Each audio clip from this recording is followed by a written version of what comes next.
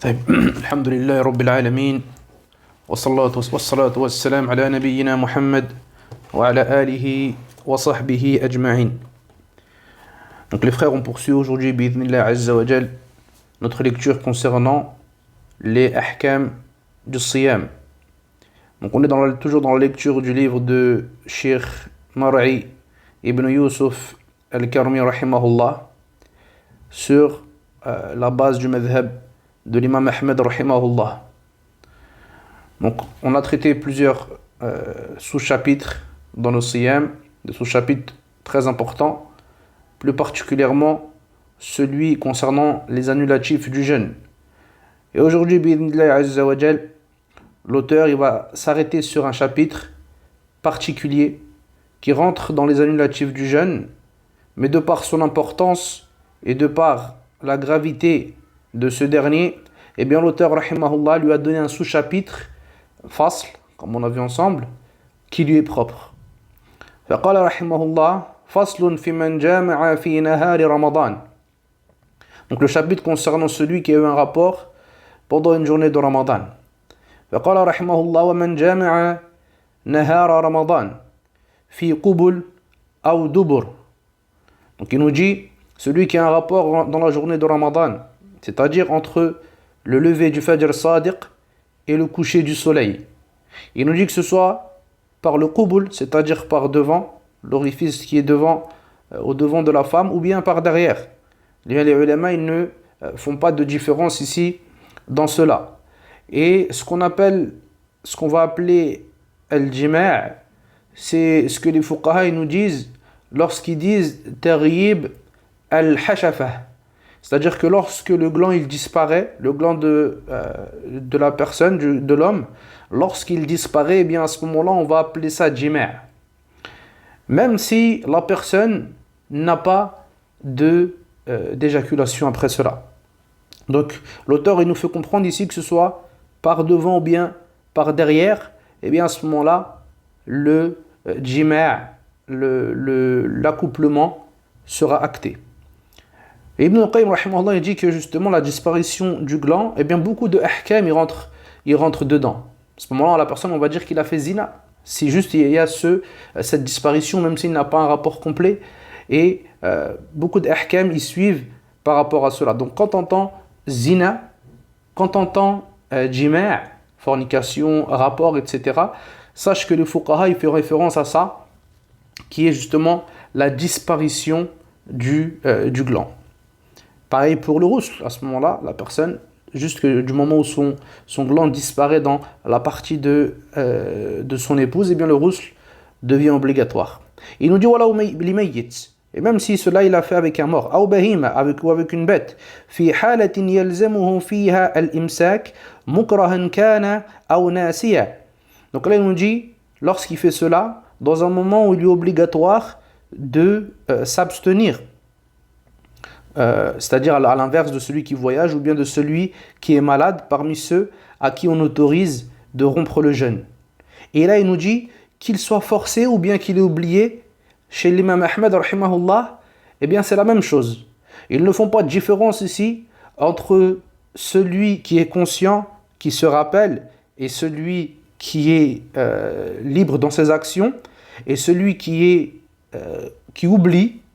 Par exemple, il a oublié que c'était Ramadan ou autre, ou bien celui qui a été forcé pour l'homme.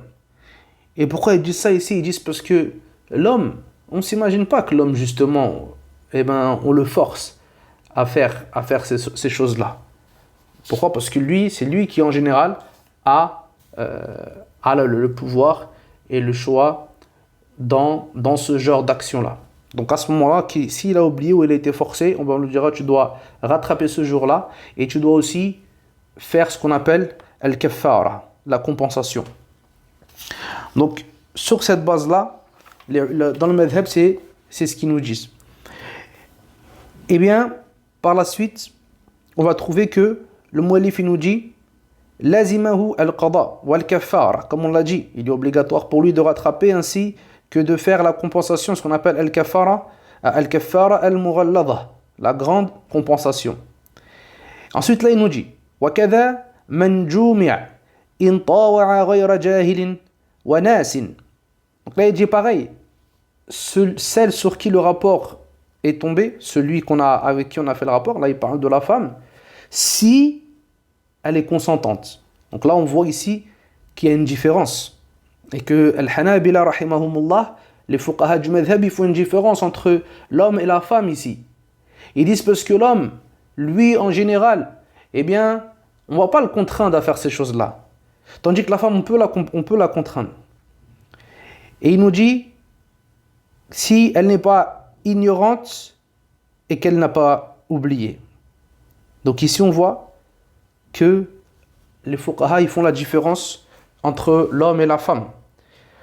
Et ils nous disent que, cependant, il est demandé à la femme, si elle se retrouve avec un mari comme ça, qui la force à ces choses-là, de la repousser le plus possible. Ils disent al-ashal fal-ashal, c'est-à-dire qu'elle va le repousser, dire arrête. Ensuite, s'il vient, elle essaie de le pousser d'une manière plus virulente avec sa bouche. Ensuite, avec ses mains. Et certains fuqaha, ils ont dit que ça peut même aller jusqu'à le tuer. Donc certains fuqaha, ils disent on trouve ça dans les explications de Dalil al-Talib, que si vraiment il insiste, eh ben elle peut peut-être aller jusqu'à le tuer pour repousser cela. Et si, bien sûr, elle ne peut pas faire cela et qu'elle va subir ça de la part de son mari, c'est une parole de fuqaha, c'est pas un hadith qu'on vient de dire ou quelque chose où il n'y a pas de débat, on le fait à la lettre, mais si vraiment elle ne peut pas, alors à ce moment-là qu'elle sache qu'on lui demandera de rattraper ce jour-là, elle n'aura pas de compensation, de kafara à effectuer par derrière.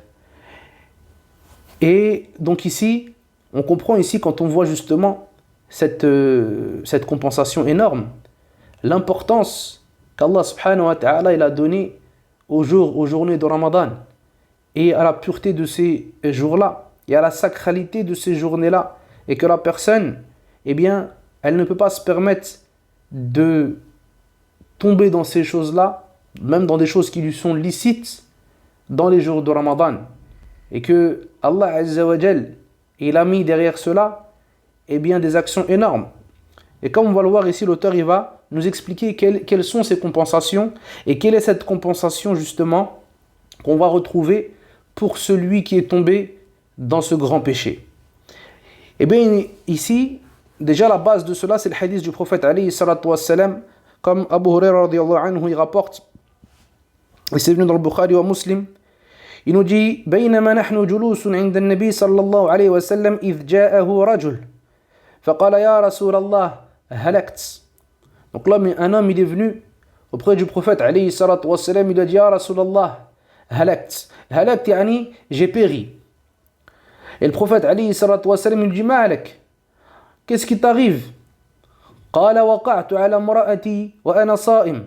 Donc il lui dit j'ai eu un rapport avec ma femme alors que j'étais en état de jeûne. Dans une autre version du hadith, il dit quoi? Wa fi Ramadan. Donc c'était pendant Ramadan que j'ai fait cette action-là. فقال رسول الله صلى الله عليه وسلم هل تجد رقبة تعتقها أو تعتقها? Est-ce que tu trouves un esclave que tu peux libérer? L'homme il a dit non. Déjà quand on regarde un peu ici dans le hadith, on voit que l'homme il est venu et subhanallah tu ressens dans l'arrivée de la personne, eh bien tu ressens ici ce repentir et tu ressens ici ce regret. Le regret qui est la base du repentir. Et à nous de prendre en considération et de ne pas oublier qu'il n'y a pas de repentir sans regret. Si toi tu ne regrettes pas les catastrophes que tu as fait, tu peux dire astaghfirullah toute la journée, eh bien ton repentir il n'est pas correct. Pourquoi? Parce que la personne doit regretter. Regarde l'homme ici, il a dit halakt. Et le prophète alayhi salatu wassalam, quand il a vu justement de cette personne-là ce désir de se repentir, eh bien il n'a pas agi avec lui avec dureté. Il n'a pas agi avec lui avec froideur entre guillemets. Il lui a dit qu'est-ce que t'as? Il lui a dit l'homme il lui a expliqué. Et le prophète alayhi salatu wassalam il lui a donné l'ahkam. Et c'est pour ça que les ulama ils nous disent que quand on regarde un peu dans la sunna, eh bien on voit que le prophète alayhi salatu wassalam il agit selon le cas de son interlocuteur, de celui qui vient poser la question et de celui qui se présente à lui. Si la personne elle vient en se repentant, en regrettant, en étant triste et touché par le péché qu'elle a commis, eh bien le prophète alayhi salatu wassalam, on voit qu'il agit avec lui avec douceur, avec compassion. Comme Ma'iz radiallahu anhu, lorsqu'il est venu auprès de lui après avoir commis justement une catastrophe, et la femme aussi qui est venue auprès du prophète alayhi salatu wassalam repentante lorsqu'elle avait commis la fornication, eh bien on voit que le prophète alayhi salatu wassalam, il agit avec eux avec douceur, avec calme et avec sagesse alayhi salatu wassalam. Donc regarde la miséricorde du prophète alayhi salatu wassalam, lui qui est le plus pur des hommes, lui qui est l'ami intime d'Allah Jalla wa Ala. Et bien quand les gens ils viennent le voir et qu'ils ont fait des choses graves, et bien le prophète alayhi salatu wassalam, il les critique pas, il les rabaisse pas, et au contraire il accepte de leur part se repentir. Donc il y a certes dans le prophète alayhi salatu wassalam un excellent exemple. لَقَدْ كَانَ لَكُمْ فِي رَسُولِ اللَّهِ أُسْوَةٌ حَسَنَةٌ. Il y a certes pour vous dans le messager d'Allah sallallahu alayhi wa sallam un excellent modèle. Donc là il a dit, le prophète sallallahu alayhi wa sallam, il a commencé à lui donner l'ahkam. Il lui a dit, est-ce que tu trouves un esclave que tu peux affranchir? L'homme il a dit non. فَهَلْ تَسْتَطِيعَ أَن تَصُومَ شَهْرَيْنِ مُتَتَابِعَيْنِ قَالَ لَا. Il a dit non. Et dans notre version il a dit, Rasulallah, هُوَ الْأَوْقَعَنِي فِي مَا أَنَا فِيهِ إِلَّا الصَّوْمِ. Est-ce qu'il y a une chose qui m'a fait tomber ce dans quoi je suis actuellement, si ce n'est le saum? Donc là il a dit non, je ne peux pas non plus. فَهَلْ تَجِدُ إِطْعَامَ 60 مِسْكِينًا.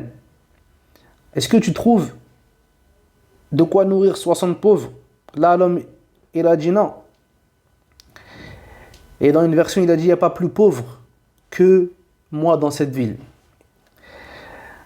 Donc le prophète alayhi salatu wassalam, ici il est resté un peu, jusqu'à ce qu'un homme il vient avec lui avec araqin fiha tamr, il y a un sachet dans lequel il y a des dattes. Et il dit, ayna as-sa'il, où est celui qui a posé la question? Faqal ana, qal khudhha fatasaddaq bihi. Là le prophète alayhi salatu wassalam dit, prends cette sadaqa et fais aumône avec cette sadaqa là. L'homme il a dit, ala afqar minni ya Rasulallah. Est-ce que je vais la faire sur quelqu'un de plus pauvre que moi, ya Rasulallah?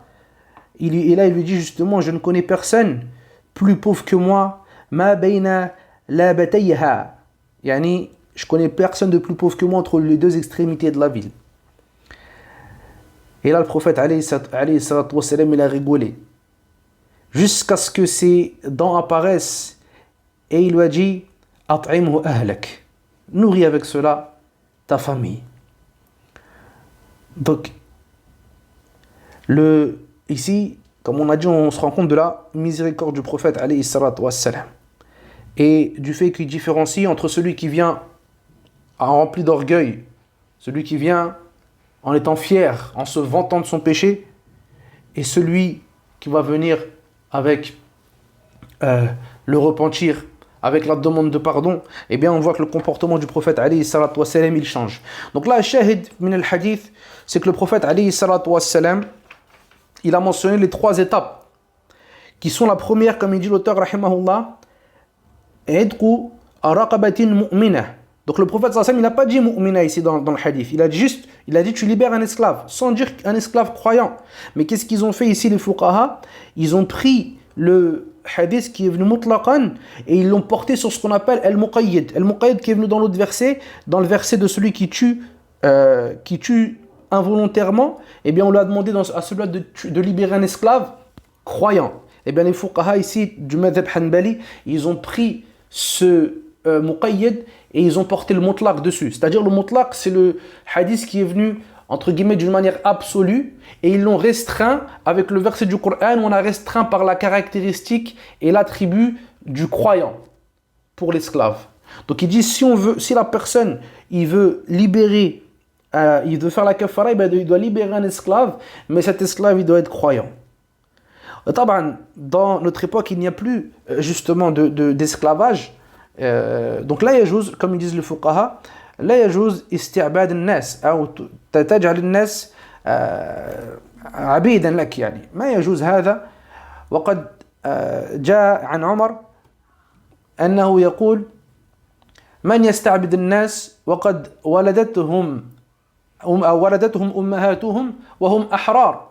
Qui c'est qui va comment on va dire, qui c'est qui va rendre les gens esclaves alors que leurs mères les ont accouchés libres, même s'il y a une divergence dans l'authenticité de ce texte. Et les fuqaha, ils le prennent et ils disent que la personne n'a pas le droit de rendre esclave quelqu'un de libre.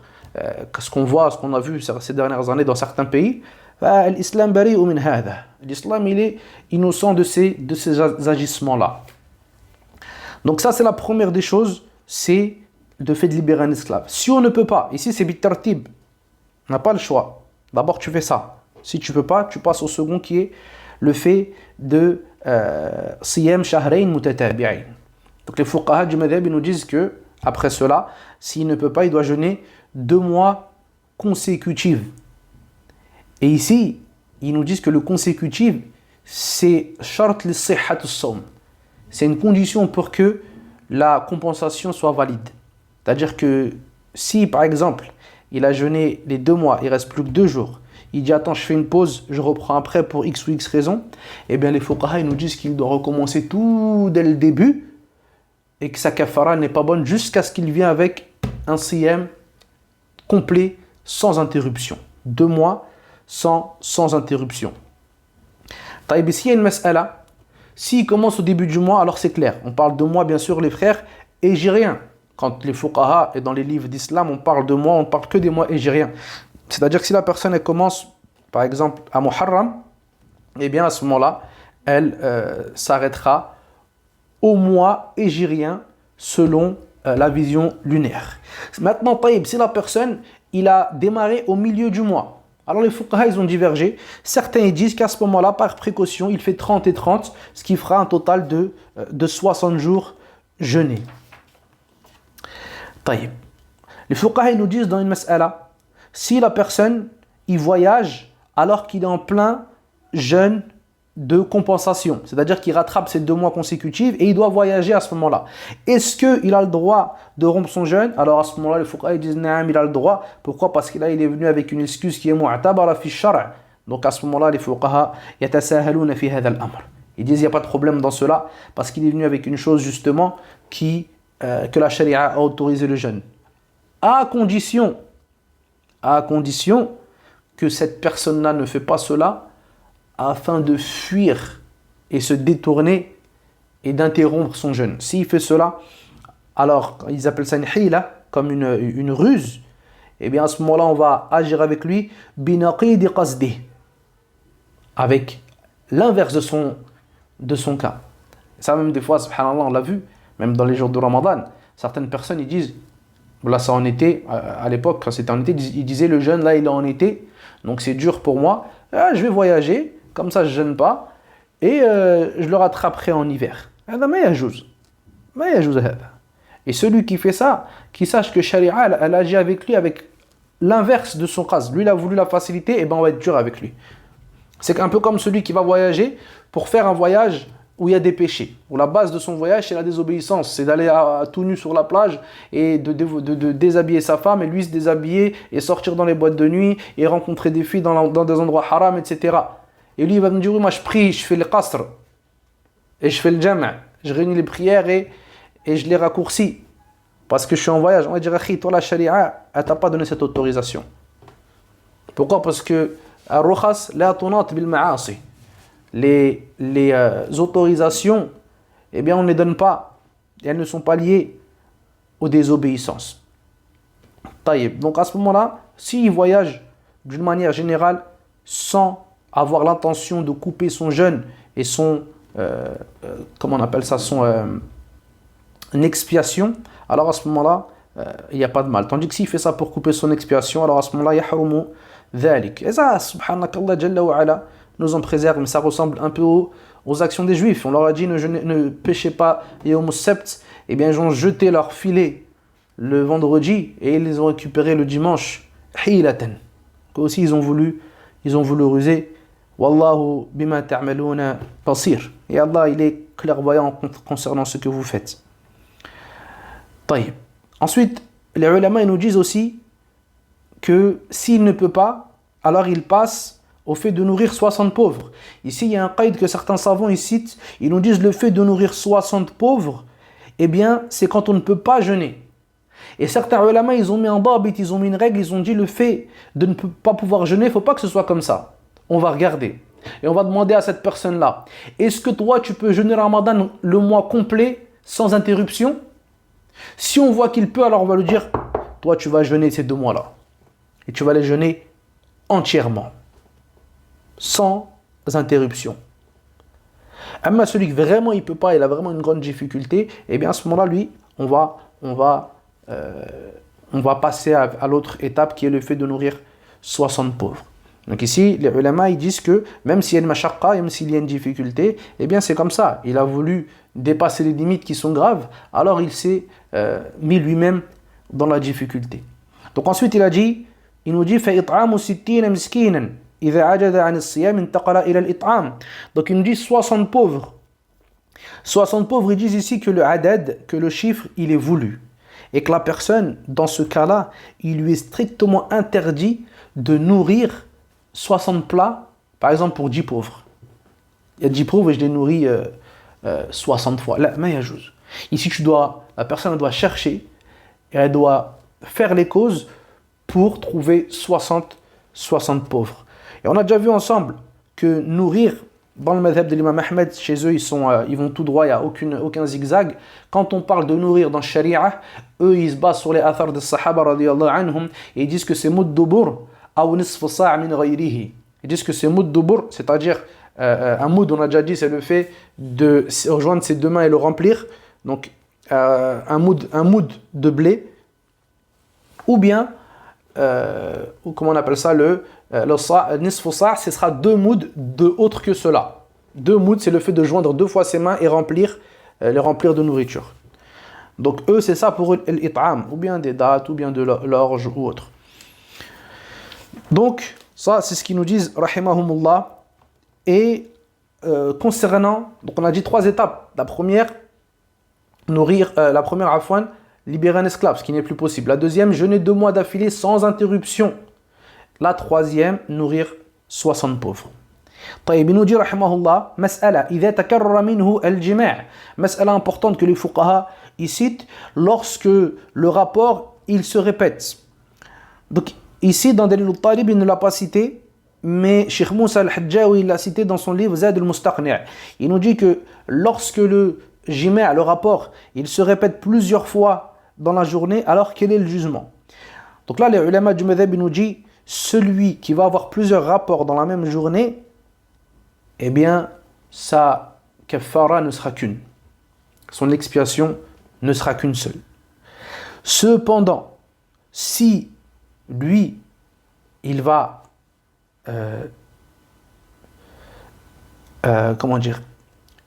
il va avoir un rapport dans une journée, puis un autre jour il va passer, il n'a pas encore fait sa kaffara, il n'a pas encore fait son expiation, il va encore avoir un rapport. Alors à ce moment-là, fuqaha al-madhhab ils nous disent que lui, il a 2 expiations à faire. Pourquoi? Parce qu'on l'a vu ensemble. C'est pour ça que des fois, quand tu comprends une règle dans le madhhab, ça va te donner la clé pour beaucoup de ahkam, pour beaucoup de jugements par la suite. On a vu ensemble que chez le Hanabila, chaque jour, c'est une adoration à part. Donc forcément, si lui, il a eu un rapport tel jour et tel jour, alors il a 2 kaffara parce qu'il a, entre guillemets, corrompu 2 adorations distinctes. Et le khilaf, il est présent chez les autres madhhab. Wallahu ta'ala a'lam. Donc en tout cas, ici, c'est ce qu'ils disent. Si c'est dans le même jour, alors il n'a qu'une seule kaffara.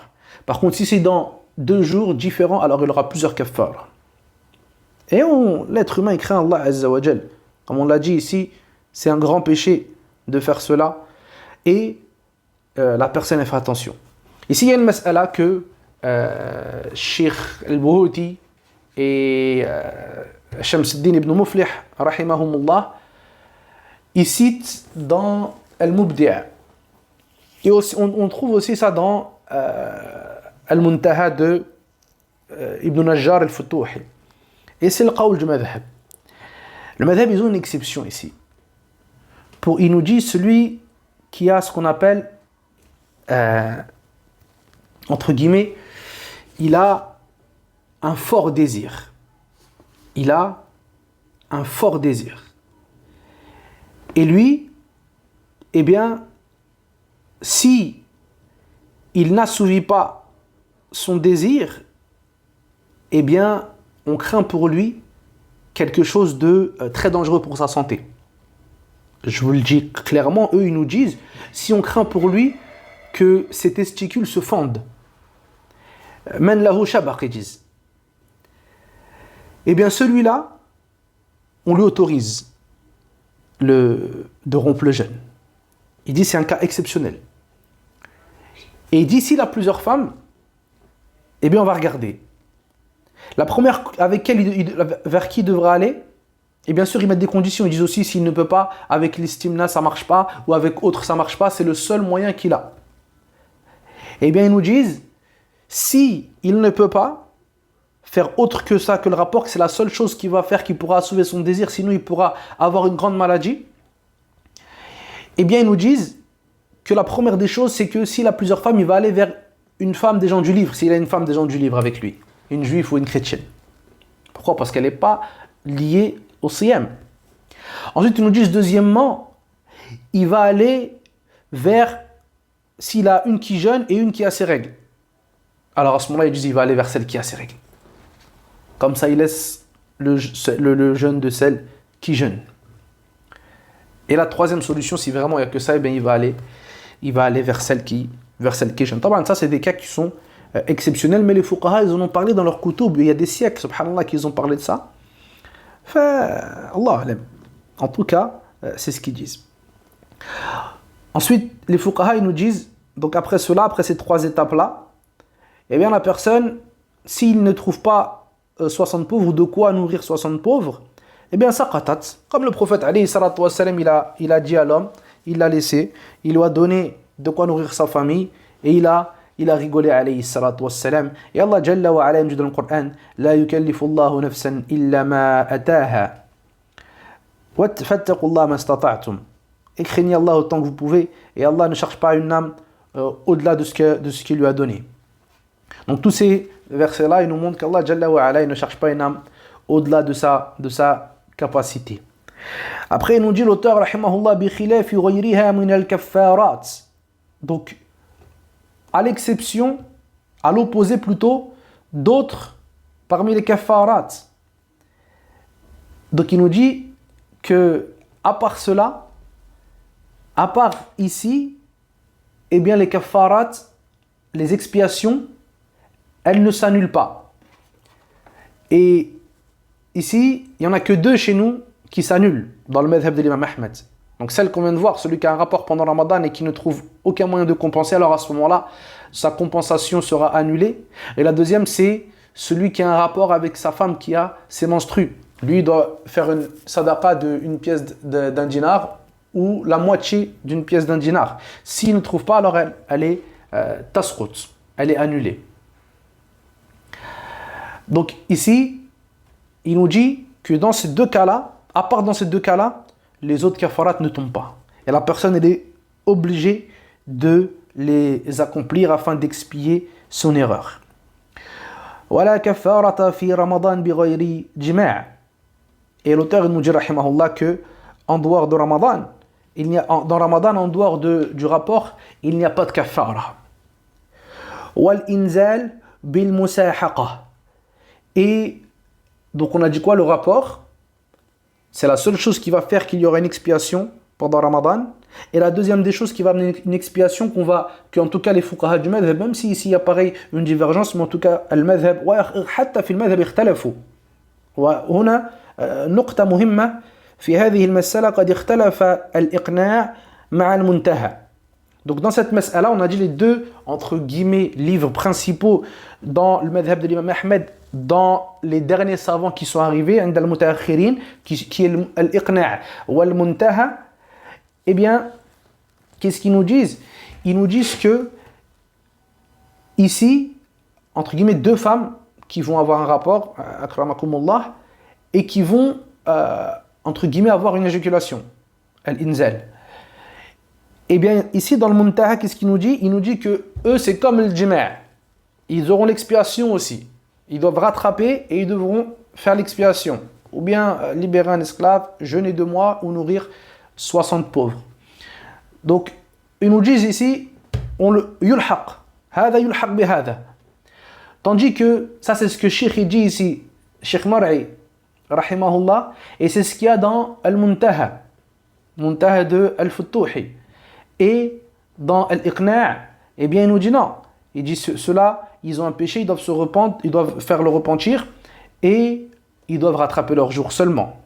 Wa Al-Labadi, rahimahullah, il nous dit que ce qu'il y a dans l'Iqna', c'est ça qui est sahih.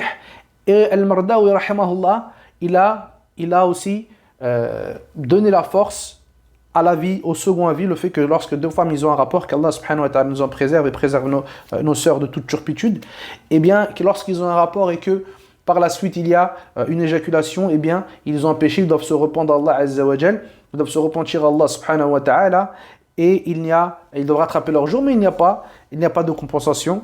Wallahu ta'ala a'lam. Naktafi bi hadha al-qadr inshallah, et on enverra bi'idhnillah azza wa jal le dernier cours d'ici quelques jours. Nas'Allah subhanahu wa ta'ala an yuwaffiqana lima yuhibbu wa yarda. Subhanaka Allahumma wa bihamdik, ashhadu an la ilaha illa ant, astaghfiruka wa atubu ilayk, wa sallallahu alayhi wa sallam ala nabiyyina Muhammad wa ala alihi wa sahbihi ajma'in, walhamdulillahi rabbil alamin.